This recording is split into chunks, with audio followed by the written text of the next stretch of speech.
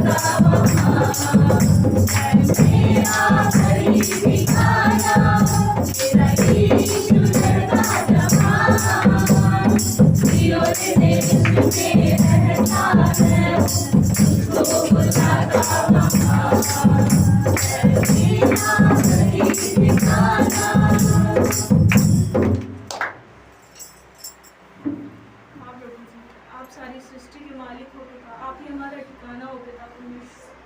आप पिता परमेश्वर उस सिय्योन देश में रहते हो, आप पिता परमेश्वर हमें वहाँ बुलाते हो, उसके लिए धन्यवाद पिता परमेश्वर।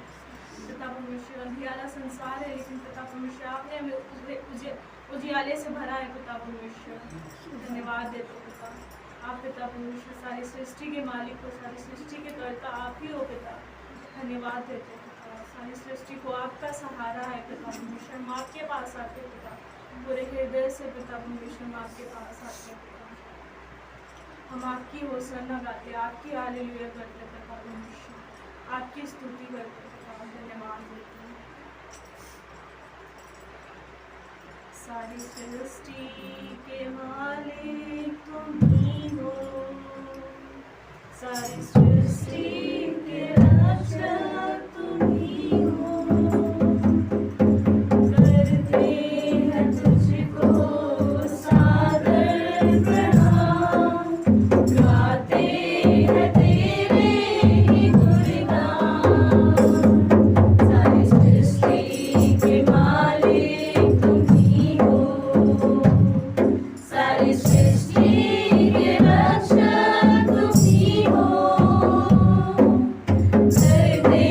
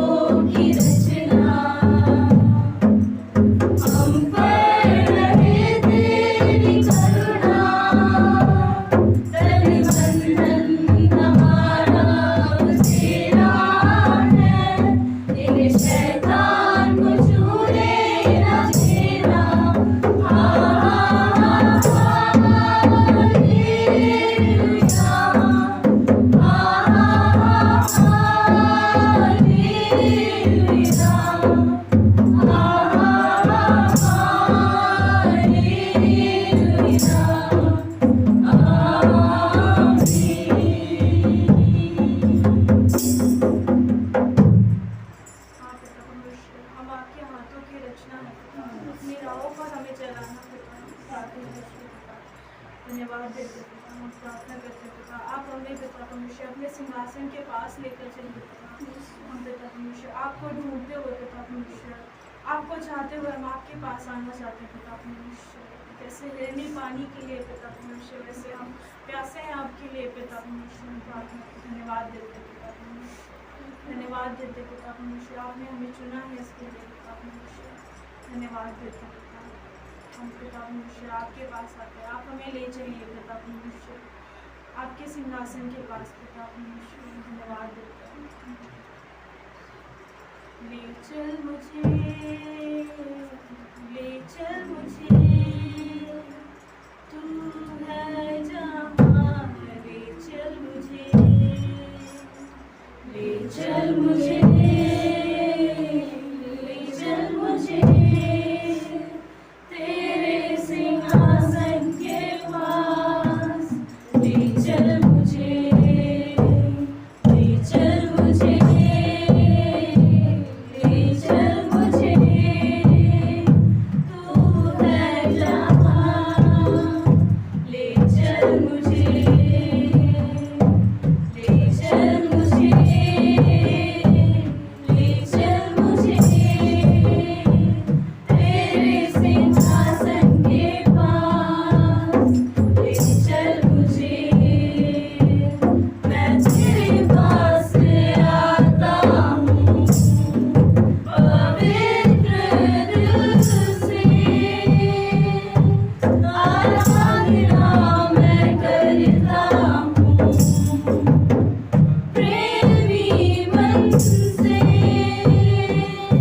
मैं तेरे पास आता हूँ पवित्र दिल से,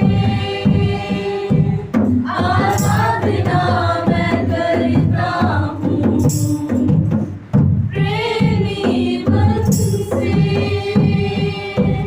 तुझे ढूंढता हुआ, तुझे चाहता हुआ, मुझे खींच ले मैं दौड़ूंगा,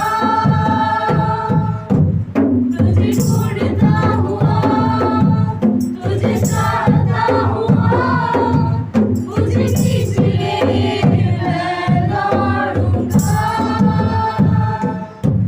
तेरे पवित्र स्थान में तू मुझे ले चल, तुझे देखना मैं चाहता हूँ हर घड़ी हर पल, तेरे पवित्र स्थान में तू मुझे ले चल, तुझे देखना मैं चाहता हूँ हर घड़ी हर पल, तुझे ढूंढता हुआ, तुझे चाहता हुआ, मुझे खींच ले मैं दौड़ूंगा, तुझे ढूंढता हुआ, तुझे चाहता हुआ, मुझे खींच ले मैं दौड़ूंगा, जैसे हिरनी पानी के लिए प्यासा मैं भी हूँ तेरे लिए, जैसे हिरनी पानी के लिए प्यासा मैं भी हूँ तेरे लिए, तुझे ढूंढता हुआ, तुझे चाहता हुआ, मुझे खींच ले मैं दौड़ूंगा, तुझे ढूंढता हुआ, तुझे चाहता हुआ, मुझे खींच ले मैं दौड़ूंगा, मुझे खींच ले मैं दौड़ूंगा। हाँ पिता परमेश्वर, हम आपके पवित्र स्थान के पास आना चाहते हैं पिता, आप हमें लेकर चलिए पिता। हम प्रार्थना धन्यवाद देते पिता, प्रार्थना करते पिता, धन्यवाद देते पिता परमेश्वर, आराधना के लिए पिता परमेश्वर जो हमने की पिता परमेश्वर, धन्यवाद देते पिता, हम प्रार्थना करते हैं आगे के समय को आपके हाथों में देते हैं। जो भी वचन हो पिता परमेश्वर हमारे लिए हो पिता, हम प्रार्थना करते हैं पिता, आपकी अगुवाई में होने वाले वचन प्रार्थना करते हैं पिता। सारी बातों को आपके समूह करते हैं, छोटी सी विनती प्रार्थना करो यीशु मसीह के नाम में आमीन। मैं तुझको पसंद आऊं, मैं तेरे दिल को भाऊं, ऐसा मुझको बना, ऐसा मुझको बना। मैं तुझको पसंद आऊं, मैं तेरे दिल को भाऊं, ऐसा मुझको बना, ऐसा मुझको बना। मेरे अंदर तेरी आदतों को भर दे, मेरे अंदर तेरी चाहतों को भर दे, मेरे अंदर तेरी आदतों को भर दे, मेरे अंदर तेरी चाहतों को भर दे। मैं तुझको पसंद आऊं, मैं तेरे दिल को पाऊं, ऐसा मुझको बना, ऐसा मुझको बना। मैं तुझको पसंद आऊं, मैं तेरे दिल को पाऊं, ऐसा मुझको बना, ऐसा मुझको बना। मैं ना करूं मेरे मन की, ढूंढूं तेरी मर्जी को, चल जाए ऐसी लत तेरी, कुछ और ना अपने जाए। मैं ना करूं मेरे मन की, ढूंढूं तेरी मर्जी को, लग जाए ऐसी लत तेरी, कुछ और ना भी जाए। तेरी हर ख्वाहिश को मैं अपनी आदत बना दूं, ऐसा मुझको बना, ऐसा मुझको बना। तेरी हर ख्वाहिश को मैं अपनी आदत बना दूं, ऐसा मुझको बना, ऐसा मुझको बना। मेरे अंदर तेरी आदतों को भर दे, मेरे अंदर तेरी चाहतों को भर दे, मेरे अंदर तेरी आदतों को भर दे, मेरे अंदर तेरी चाहतों को भर दे। मैं तुझको पसंद आऊं, मैं तेरे दिल को आऊं, ऐसा मुझको बना, ऐसा मुझको बना। मैं तुझको पसंद आऊं, मैं तेरे दिल को आऊं, ऐसा मुझको बना, ऐसा मुझको बना। ऐसा तू भर दे, ऐसा तू भर दे, ऐसा तू भर दे मुझे, खुद सा बना दे, खुद सा बना दे, खुद सा बना दे मुझे। ऐसा तू भर दे, ऐसा तू भर दे, ऐसा तू भर दे मुझे, खुद सा बना दे, खुद सा बना दे, खुद सा बना दे मुझे। तेरी हर ख्वाहिश को मैं अपनी आदत बना लूं, ऐसा मुझको बना, ऐसा मुझको बना। तेरी हर ख्वाहिश को मैं अपनी आदत बना लूं, ऐसा मुझको बना, ऐसा मुझको बना। परमेश्वर का धन्यवाद आज के दिन के लिए। और अभी तक का अच्छा समय था और अच्छी बात है, हम आगे बढ़ेंगे। परमेश्वर की महिमा हो। कुलस्सियों के 1 अध्याय 9 से 14 देखेंगे, 9 से 14, ठीक है।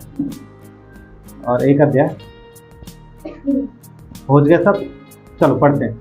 इसीलिए जिस दिन से ये सुना है, हम भी तुम्हारे लिए ये प्रार्थना और विनती करना नहीं छोड़ते कि तुम सारे आत्मिक ज्ञान और समझ सहित परमेश्वर की इच्छा की पहचान में परिपूर्ण हो जाओ।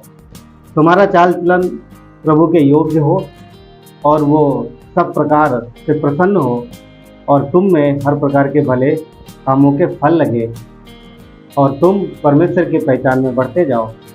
उसकी महिमा की शक्ति के अनुसार सब प्रकार के सामर्थ्य में बलवंत होते जाओ, यहाँ तक कि आनंद के साथ हर प्रकार से धीरज सहनशीलता दिखा सको, और पिता का धन्यवाद करते रहो, जिसने हमें इस योग्य बनाया कि ज्योति में पवित्र लोगों के साथ मिरास में सहभागी हो।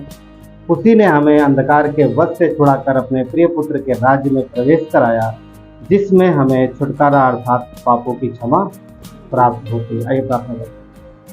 परमेश्वर, धन्यवाद आपके दया करना के लिए प्रभु। पिता, हम आपके लोग हैं परमेश्वर, हम आपके पास उम्मीद और बड़ी आशा से आते हैं।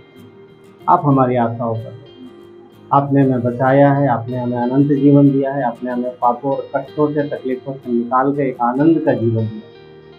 आपने हमें पूरी भरपूरी दी है परमेश्वर, हमें मसीह में सारी भरपूरी है। धन्यवाद देते परमेश्वर। प्रभु, हम इस देह को आपके हाथ में सौंपते हैं परमेश्वर, हम सब अपने आप को आपके हाथ में प्रभु यीशु, हम आपसे सुनने पाए, ग्रहण करने पाए और अपने जीवन में अगुवाई पाए परमेश्वर। अपने प्रभु यीशु परमेश्वर, हर एक जीवन की समस्याओं में परमेश्वर पिता आपकी सामर्थ को प्राप्त करें। धन्यवाद देते, आपकी महिमा हो प्रभु यीशु नाम के नाम, आमीन। बैठ।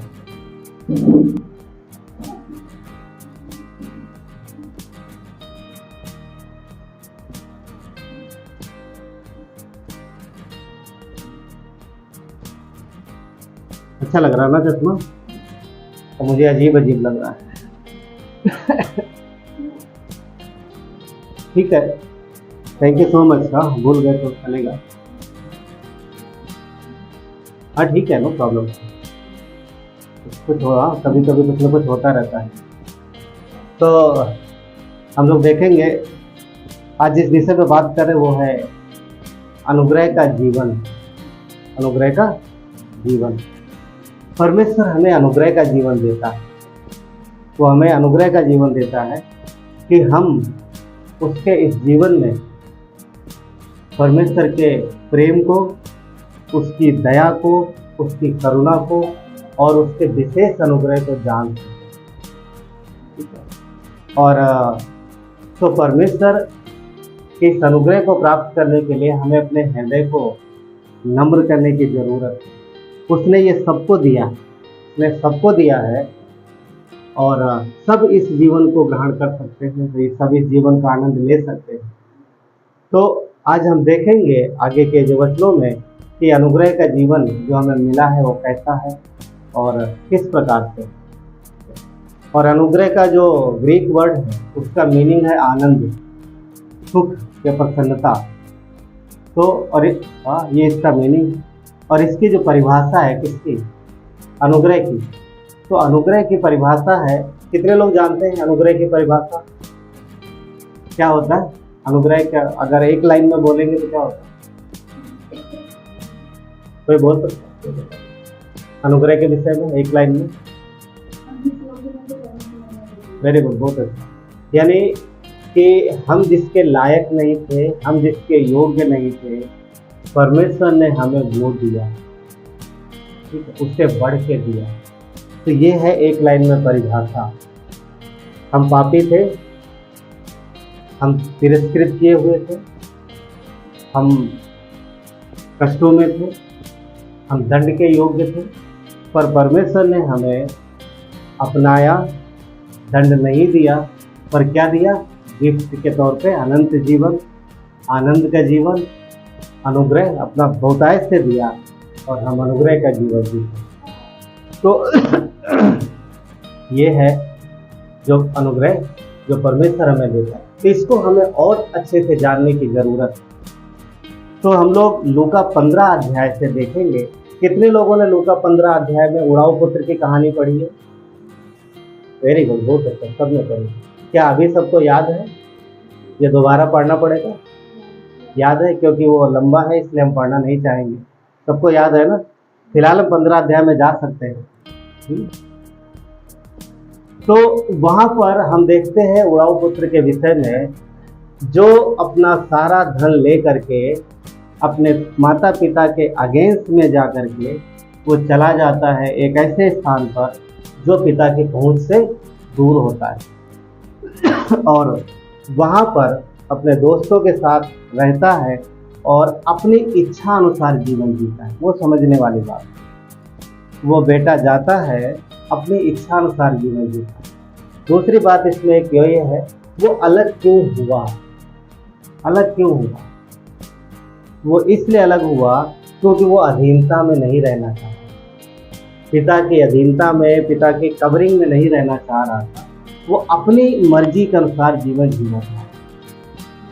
आज भी बड़ी समस्या है ये, क्योंकि कवरिंग में रहना, अधीनता में रहना सुरक्षा प्रकट करता है, आशीष प्रकट करता है, आशीषों को भी लाता है। मगर आज के टाइम में भी लोगों को कवरिंग में रहना, अधीन में रहना पसंद नहीं है। क्यों? क्योंकि शैतान मन में लाता है कि तुम क्यों किसी के अधीन में रहो या किसी की बात मानो, तुम अपनी मर्जी से जियो, तुम्हारी लाइफ है, एंजॉय करो। यही सोच विचार उस बच्चे को अपने पिता से अलग करता है। वो अपना सारा हिस्सा बटा लेता है और लेके चला जाता है। हम इस बात को जानते हैं। तो एक प्रश्न है यहाँ पर, क्या जब वो वापस आया, जब लौट के आया, तो फिर से उसने अपना हक जताया? मांगा उसने अपना हक? नहीं मांगा, परंतु उसे वो हक मिला, उसे वो अधिकार मिला। क्या वो इसके लायक था? नहीं, लायक नहीं था। वो दंड के लायक था, परंतु क्या मिला उसे? और पिता का प्रेम मिला, क्षमा मिली और पिता का अधिकार मिला, अधिकार मिला। दूसरी बात, ये जो पिता से उसे मिला, क्या उसे, वापस से वही प्रश्न है, क्या ये उसके योग्य था? नहीं योग्य था। पर ये जो मिला है, ये पिता का अनुग्रह है, ये प्रेम है जो उस बच्चे को वापस से मिला। हालांकि वो अपना सब कुछ जो उसका था वो लुटा चुका था, अब उसका कुछ भी नहीं था, परंतु पिता का जो था उसने दिया अपने बच्चे को वापस। तो ये क्या दिखा रहा? ये अनुग्रह को दिखा रहा है, ग्रेस को दिखा रहा है। कुलस्तियों का 2 अध्याय 13 और 14 हम लोग पढ़ेंगे कुछ समय के लिए। 13 और 14 यहाँ पर ये इस प्रकार लिखा है कि उसने तुम्हें भी, जो अपने अपराधों और शरीर की खतना रहित दशा में मुर्दा थे, उसके साथ जिलाया और हमारे सब अपराधों को क्षमा किया। क्या कह रहा? कि जो हम मरे हुए थे, परमेश्वर ने हमें जिलाया और हमारे सारे अपराधों को क्या किया? क्षमा किया। अगला वचन जो क्या कहता है? और विधियों का वो लेख जो हमारे नाम पर और हमारे विरोध में था, मिटा डाला और उसे क्रूस पर कीलों से जड़कर सामने से हटा दिया। तो यानी हमारे और आपके लिए जो दंड जो निर्धारित था, जो दंड, जो योजना, मतलब जो दंड की योजना थी, वो सब वचन कहता है कि मसीह यीशु ने क्रूस पर अपनी जान दे करके वो पूरा किया। वो सारा दंड उसने चुका दिया और हमें क्या किया? माफ किया, क्षमा किया। तो इस अनुग्रह के जीवन को जो हमें मिला है, कुछ बातों में हम देखेंगे। पहला जो पॉइंट ये है कि यीशु ने हमें बचाने के लिए सारा काम पूरा किया, जो भी चाहिए था सबका सब पूरा किया। ठीक है, सब कुछ पूरा किया।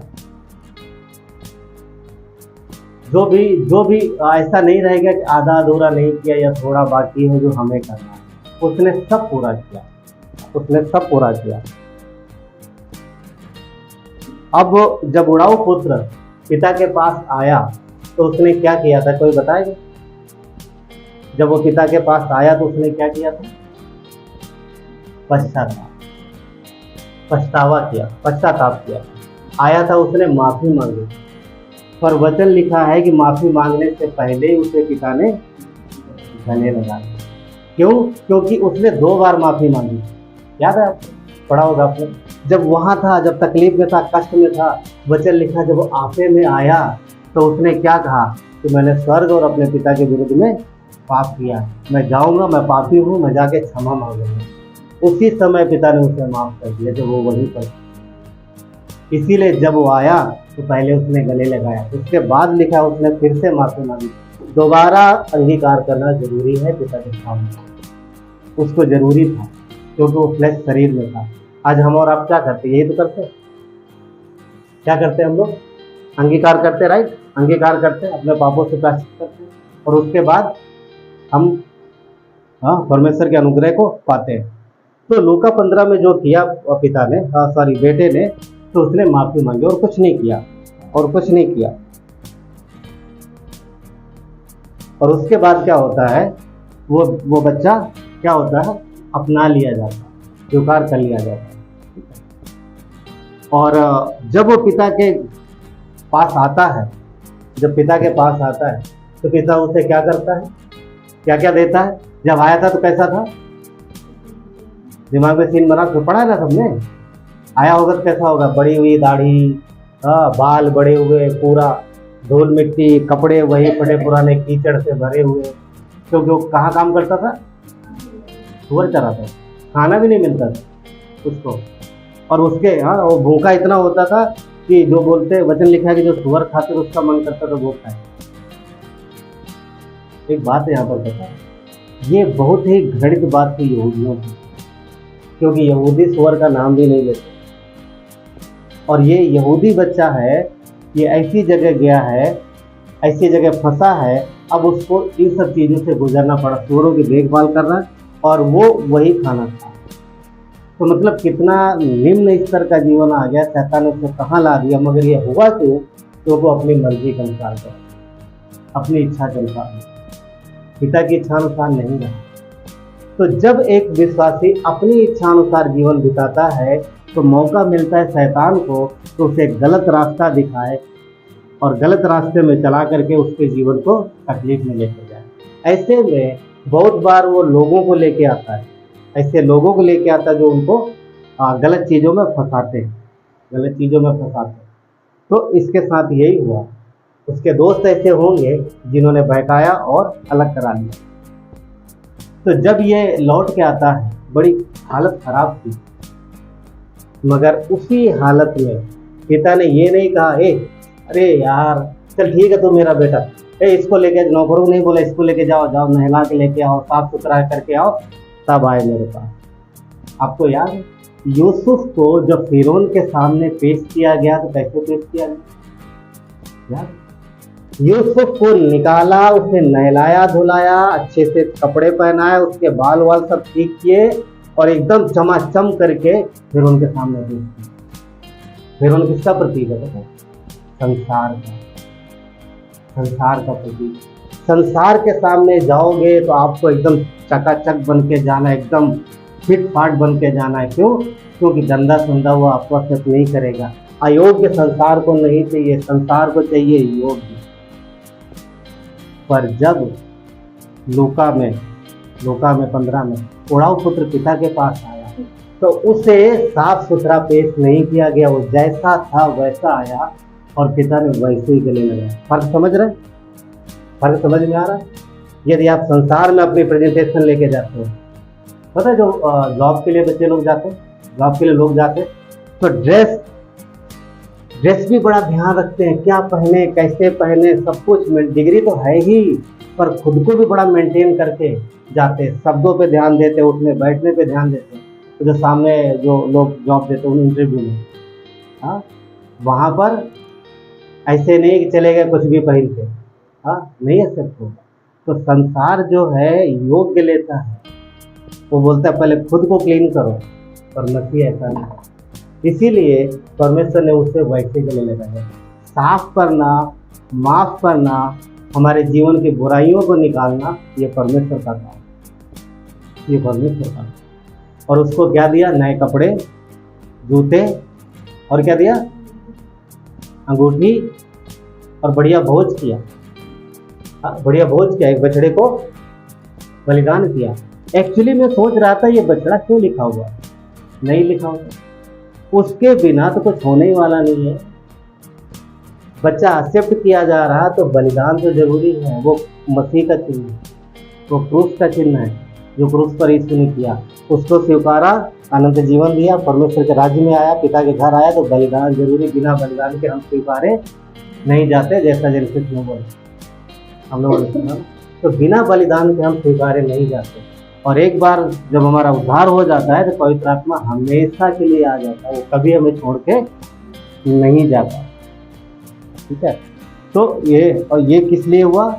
परमेश्वर की दया और अनुग्रह की वजह से, पिता के प्रेम की वजह से। पहला यूहन्ना 4:9 क्या कहता है कि जो प्रेम पिता हमसे रखता है वो इस बात से प्रकट हुआ कि परमेश्वर ने अपने इकलौते पुत्र को जगत में भेजा कि हम उसके द्वारा जीवन पाएं, कि हम उसके द्वारा जीवन पाएं। तो वो परमेश्वर है। यूहन्ना 4:9। तो परमेश्वर उसके मसीह के द्वारा हमें जीवन मिलता है। हम स्वीकारे गए हैं मसीह में। कुलस्सियों को 2 दूसरा अध्याय 13 और 14 पढ़ेंगे इसके लिए। अच्छा, 13 से 15 हम ऑलरेडी पढ़ चुके हैं, इसको नहीं पढ़ना। यूहन्ना का 1:12 क्या कहता है? जितनों ने उसे ग्रहण किया उसने उन्हें परमेश्वर की संतान होने का अधिकार दिया।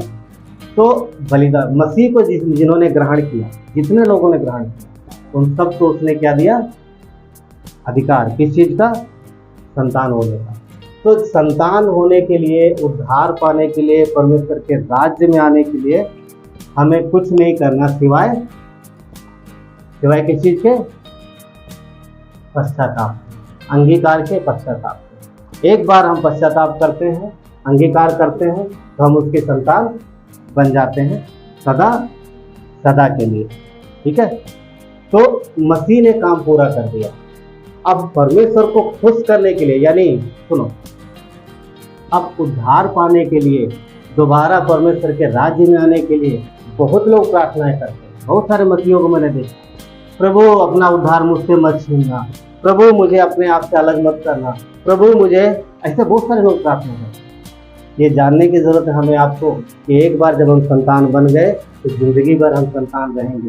क्या हमारे बच्चे जो हमसे जन्म लिए, जो संसार में हमारे संतान कहलाते हैं, अगर कुछ गलत काम करेंगे, पाप करेंगे, तो तुम्हारा क्या बोलते हैं, उनका नाम, हमारा नाम उनके रिकॉर्ड से कट जाएगा। अब वो संतान नहीं ना, क्या कभी ऐसा होता है? समझ पा रहे मैं क्या बोल रहा हूँ? हाँ, ये इसने कोई गलती की, अब जाओ तुम मेरे संतान नहीं रहे, अब दोबारा से तुम्हें सब प्रक्रिया करें। ऐसा नहीं होता, कभी नहीं होता। तो जब शारीरिक में ऐसा नहीं होता तो आत्मिक में भी ऐसा नहीं होता। एक बार हमें जन्म मिल गया, हम सदा परमेश्वर के संतान रहेंगे और हम स्वर्ग जा रहे हैं, क्योंकि पिता के घर में हमारे लिए स्थान। हाँ, इसके लिए हमें पापों से क्षमा और अंगीकार की जरूरत है। दूसरी बात, जब हमने मसीह में जन्म पा लिया है तो अब हमने विश्राम में प्रवेश किया। विश्राम में, दूसरा बात यह है कि हम विश्राम में प्रवेश किया। दूसरी बात, अब इसको लेते हैं आदम और ईव। जब परमेश्वर, उन्हें कौन से दिन परमेश्वर ने बनाया? 6वें दिन। 6 दिन में सब कंप्लीट किया। 6 दिन में सब। अच्छा, आखिरी क्रिएशन कौन? आखिरी में सबसे क्या बनाया परमेश्वर ने? आखिरी में सबसे पहले क्या बनाया? अफकोर्स जीव जंतुओं को बनाया, मनुष्यों को बनाया, पर सबसे लास्ट में किसको बनाया? बिल्कुल सही बात, पर सबसे लास्ट में हव्वा को बनाया। उस हिसाब से देखा जाए, जीव जंतुओं को पहले बनाया, फिर आदम को बनाया, फिर आदम को बोला नाम रख, लास्ट में यार देखा ये अकेला है, तो सबसे आखिरी में हव्वा को बनाया।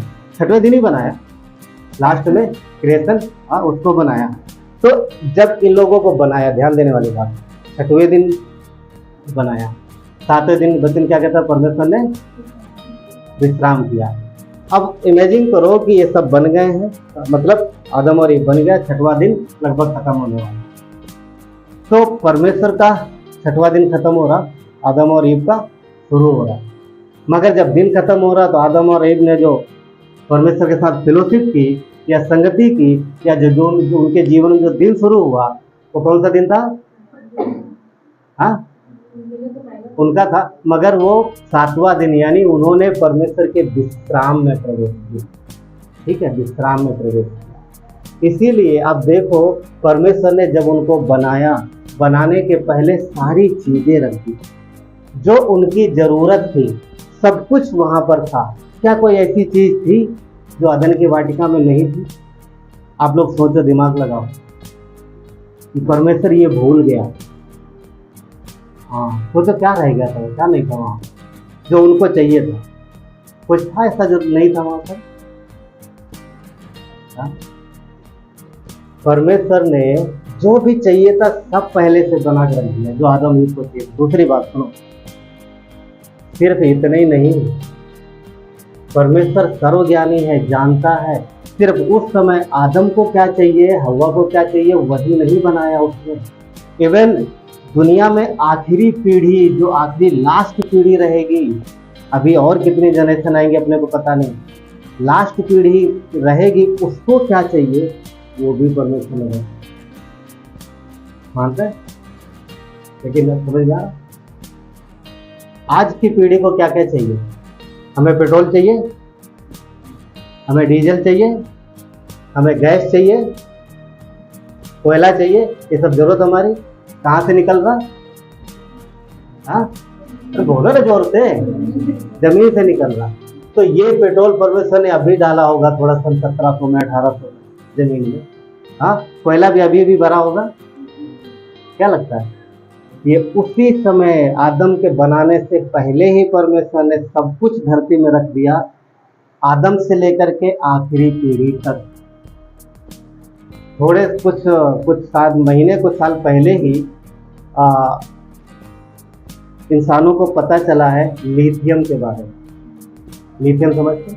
आज जो आपके फ़ोन में बैटरी है ऑलमोस्ट वो लिथियम की आ रही है।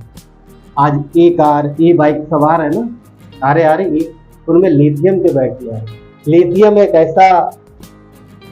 ऐसा पदार्थ बोल सकते हैं, या जो भी एक ऐसी वस्तु है जो बिजली को स्टोर करती है बहुत अच्छे से। थोड़ा सा लिथियम बहुत सारा बिजली स्टोर करता है, ऊर्जा स्टोर करता है, और धीरे धीरे वो रिलीज करता है, उसको बनाया जाता है हम लोग तरीके से। तो पॉइंट ये है, सोचो लिथियम परमेश्वर ने कब डाला धरती के अंदर? कहने का मतलब ये है, परमेश्वर बुद्धिमान परमेश्वर है, परमेश्वर सर्वज्ञानी परमेश्वर है। उसने सिर्फ आदम हव्वा की उस समय की जरूरतें नहीं पूरी की, उसने आने वाली जनरेशन, पीढ़ी दर पीढ़ी जितनी भी जनरेशन है, सबकी जरूरतों के लिए उसने सब कुछ रख दिया यहीं पर। मनुष्य खुद से कुछ नहीं बनाता, वो परमेश्वर की बनाई हुई चीजों में से बनाता है, और जो भी चाहिए सब उसके लिए अवेलेबल कराया है। तो कहने का मतलब ये है, ये तो हुई शारीरिक बात। अब पॉइंट ये है, जब हमने नया जन्म पाया मसीह में, तो क्या उसने हमारे आत्मिक के लिए, हमारे लिए सब कुछ नहीं रखा हो? शरीर में उसने आदम के लिए रखा है, हम आदम से आए हैं, अफकोर्स मसीह में हमें नया जन्म मिला है, तो हमारी ज़रूरत की सारी चीज़ें धरती पर पहले से अवेलेबल कर दी, जो शरीर की चाहिए। आत्मिक ज़रूरतें भी उसने हमारे लिए पूरी की, टोटल सब कुछ, हमारी सारी आवश्यकता है वो जानता है। वचन क्या कहता है? तुम्हारे मांगने से पहले, इसलिए रिलैक्स रहो, प्रभु में रिलैक्स रहो। सिर्फ उसकी इच्छा अनुसार जाने की जरूरत है, उसको सुनने की जरूरत है, उसे समझने की जरूरत है। जिस दिन उसको सुनना बंद कर देंगे, जिस दिन उसकी इच्छा को अपने जीवन में महत्व कम देंगे, उसी दिन प्रॉब्लम होगी। आज इंसान ऐसा हो गया है, इसका जिम्मेवार कौन है? आज इंसानों के जीवन में मनुष्य ऐसा हो गया, इसका जिम्मेवार कौन है? मनुष्य है। और मनुष्यों में एक नाम लेंगे तो हम लोग कहाँ पहुँच जाते हैं? कहाँ पहुँच जाते हैं? कुछ लोग बोलते मिले तो सही, उसको हम बताएंगे यार, उसकी वजह से ना, उसकी वजह से रोटियां जल जाती नहीं, उसकी वजह से रातों दिन मेहनत करनी पड़ती, उसकी वजह से क्या क्या होता है। कुछ लोग ऐसा भी सोच सकते हैं, मगर जो गलती आदम ने की थी हम लोग रोज करते, पता है, एवरी डे। फिर भी बहुत सारे लोग उस पर दोष लगाते हैं कि मिले तो स्वर्ग जाएंगे, सबसे पहले उसी के पास जाएंगे, उसी की दाढ़ी देखेंगे, उसके पर जाके सिखाते हैं, तेरी वजह से हमको कितना कष्ट है ना। मगर पॉइंट ये नहीं है, इंसानों ने गलती की, इस वजह से आज ऐसी स्थिति हो गई है। तो ऐसी स्थिति क्यों हुई? क्योंकि आदम और ईव ने जिस दिन परमेश्वर की आज्ञा को ध्यान से नहीं सुना, अपने जीवन में महत्व नहीं दिया, उसी दिन उनके जीवन में समस्या आई। बोलने का मतलब क्या है? वही प्रिंसिपल आज भी लागू है। अगर हम परमेश्वर की इच्छा को सुनेंगे नहीं ध्यान से, उसको महत्व नहीं देंगे, तो शैतान को मौका मिल जाएगा। शैतान को कभी मौका नहीं मिलता अदन के बगीचे में उनके जीवन में जा करके अपना जहर फैलाने का या बहकाने का, अगर वो परमेश्वर की इच्छा को मजबूती से पकड़े रहते। क्या सही बात है? कभी अंदर नहीं जाते। आज भी वही चीज़ें लाते। तो उसने हमें विश्राम में बुलाया है। ज़्यादा चिंता फिक्र करने की ज़रूरत नहीं। सिर्फ अगर चिंता फिक्र करना है तो एक ही चीज़ की, कि जब हम नया जन्म पा चुके हैं तो इस जन्म में परमेश्वर की इच्छा को पकड़ के रहें। बाकी सब उसने कर दिया, सब कुछ कर दिया। समस्या पता कहाँ आती? जब हम स्वयं की मर्जी से जाते हैं और संसार में आनंद और सुख ढूंढ, वहाँ समझता है, वहाँ शैतान को मौका मिलता है। ये लड़का उड़ाव पुत्र कि किस लिए गया था पिता से अलग होकर के? किस लिए गया? अपने जीवन में आनंद और खुशी अपनी मर्जी से ढूंढने के लिए। यहाँ पर पापा रोकते हैं, यहाँ पर ये ना करो, वो ना करो, वो ना करो, परेशान करके रखा, बस मुझे अलग करो, बहुत हो गया, मुझे नहीं रहना, अपनी मर्जी से जियूंगा। गया, थोड़े दिन बड़े ऐश में जिया। क्यों? बहुत था, भर के ले गया था, पूरा सब बेच बाच के गया। और दुनिया वाले भी वो बहुत आए उसके पास, पर जैसे जैसे खत्म हो गए फिर एक एक करके निकलने लगे। आखिरी में अकेला बचा, सिंगल। पहले बहुत थे, अब एक कोई नहीं साथ में।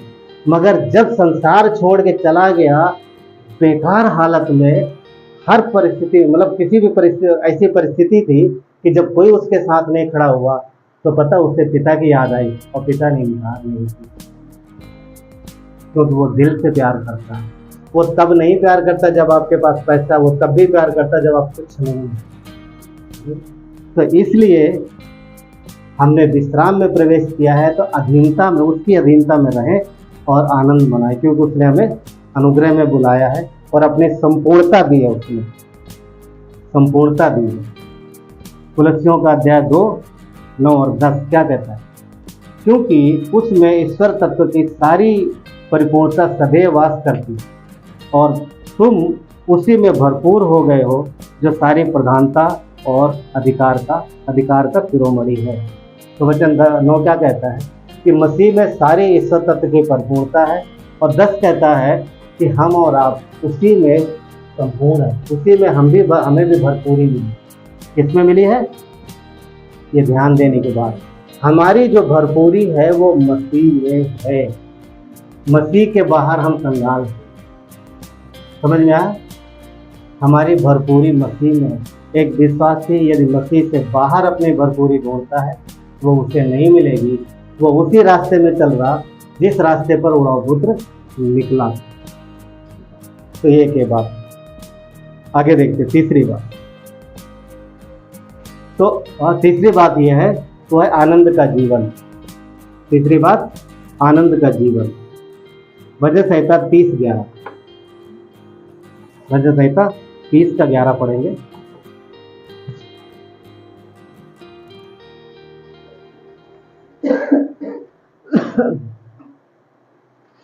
भजन संहिता 30 का 11। यहाँ पर इस प्रकार लिखा है,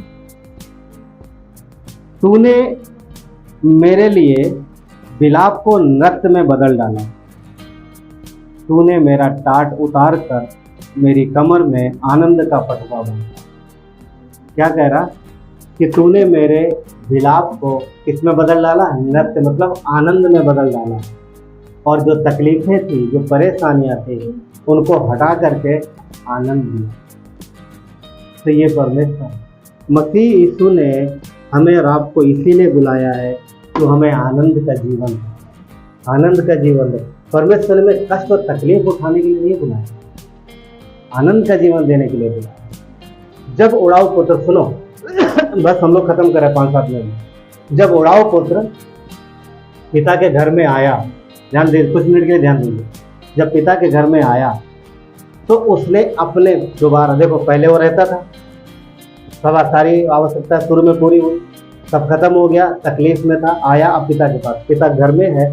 अब जब पिता के घर में है तब उसने अपने जीवन के लिए, अपने जीवन में सारी ज़रूरतों के लिए क्या क्या किया उसने? क्या उसने अपने लिए नया घर बनाया? क्या उसने अपने लिए नया कुछ कारोबार शुरू किया? क्या उसने अपने लिए कुछ किया? उसने कहीं मिलता तो नहीं है। वचन कहता है कि जब वो पिता के घर में आया तो पिता ने सब कुछ जो उसका था सब उसे दे, सब उसको दे दिया, और अब वो पिता की चीजों में आनंद कर रहा है, उसकी भरपूरी में आनंद कर रहा है। उसे कुछ करने की जरूरत नहीं है, उसे सब किया कराया मिला है। आदम को कुछ करने की जरूरत नहीं थी, अरे भूख लगी मुझे एक पेड़ उगाना, नहीं, उसे किया कराया मिला था। ये वाला फल खाना या ये वाला खाना, उसके पास मल्टीपल चॉइस थी एक्चुअली, कौन सा खाए, एक को छोड़े, एक को छोड़े। कई बार एक पर ही नजर लग जाती, ये वाला काम मत करना, सारे दिन बच्चे वही बोलते, मम्मी क्यों मना करके गई, क्यों मना करेगी, ये वाला क्यों, बहुत कुछ है करने के लिए, ये काम क्यों मना किया। हाँ, दिमाग हटता नहीं वहाँ, सही बात है। क्या है ऐसा इसमें, क्या है ऐसा इसमें। 5-6 साल में बोलते थे कि उनकी मम्मी जो थी वो फ्रिज के ऊपर रख जाती थी केक, ये छोटे थे तो उनको पता था फ्रिज के ऊपर केक, और मम्मी रख गई ताकि हम ना खाएं, मगर ये अपना दिमाग लगा कर कुछ ना कुछ करके उसके ऊपर चढ़ के खाएंगे। पॉइंट ये बोलने का, मम्मी जान के रख जाती थी, कुछ तो सीखेगा नया ना, जो भी।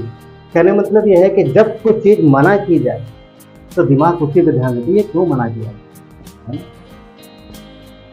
मगर आज प्रभु में उड़ाव पुत्र को किसी चीज़ के लिए मना नहीं किया पिता ने, सब तेरा है, सब में हर चीज़ में तू आनंद कर। आज मसीह जीवन में हमें कुछ मना नहीं किया, यीशु ने कोई चीज़ मना नहीं किया, ये ना खाओ वो सब खाओ जो तुम्हें खाना, मगर विश्वास से प्रार्थना करके और परमेश्वर की अधीनता को जाना, क्योंकि उसने हमें आनंद में बुलाया, हम विश्राम में प्रवेश किए, हम आनंद में हैं। मसीह के आनंद का आनंद हमें चाहिए थी और उसने हमें वो दिया है, उसने हमें वो दिया है। परंतु अब जब हम उसके आनंद में हमने प्रवेश किया है तो ध्यान रखने की बात यह है कि उड़ाव पुत्र को उसने क्या क्या दिया था, वापस रिपीट करेंगे हम लोग। कपड़ा दिया था, पैरों में जूतियां दिया था, और अंगूठी दी। अंगूठी क्यों दी, इस चीज पे फोकस करने वाला। सुनो, अंगूठी जो है पुराने दिनों में अंगूठी अधिकार को प्रकट करती थी। आज हमारे पास स्टंप होती, मुहर लग जाती है, पुराने दिनों में ऐसा कुछ नहीं होता था, ऐसी व्यवस्था नहीं थी। तो राजा के पास एक अंगूठी होती, अंगूठी जिस हाथ में जिस उंगली में पहनते अंगूठी होती थी, और अंगूठी ऐसे पेपर पे लगा देते, स्याही इंक में डाल के, वो मुहर कहलाती। और जिसमें राजा की अंगूठी का छाप लगा है वो अधिकार है। तो अपनी अंगूठी अगर राजा निकाल के किसी को दे दे, इसका मतलब ये है कि उसने अपना सारा अधिकार उसको दे दिया है। तो यहाँ पर उड़ाव पुत्र को पिता ने अपनी अंगूठी निकाल के दे दी और उसने अंगूठी पहनी, उसको पहना दी। ये पता क्या दिखा रहा, अब जब वो लौट के आया है, पहले तो मेरा पुत्र था, पहले जब उसके पास था तो वो अंगूठी उसके पास थी, पर जब वापस आया तो पिता ने अनुग्रह और बढ़ के दिखाया, अपनी अंगूठी उसको दे दी कि अब जो मेरा अधिकार है अब वो तेरा है।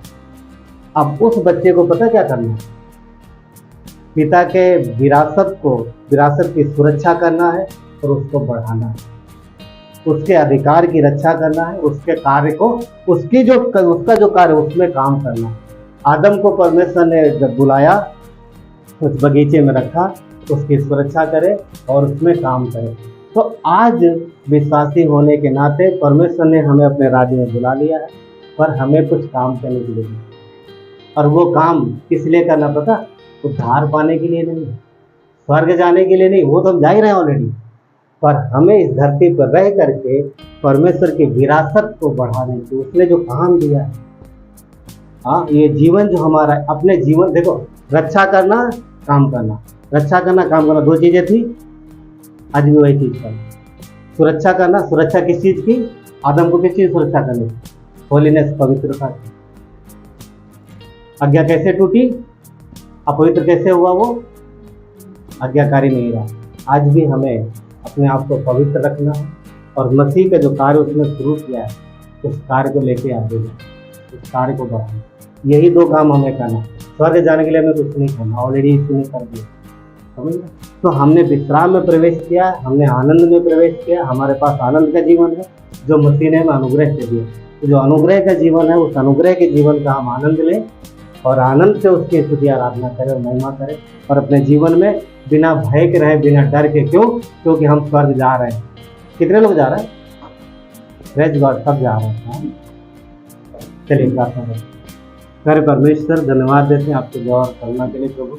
धन्यवाद परमेश्वर की आपने काम पूरा किया और प्रभु आपने हमें अपनी विरासत सौंपी।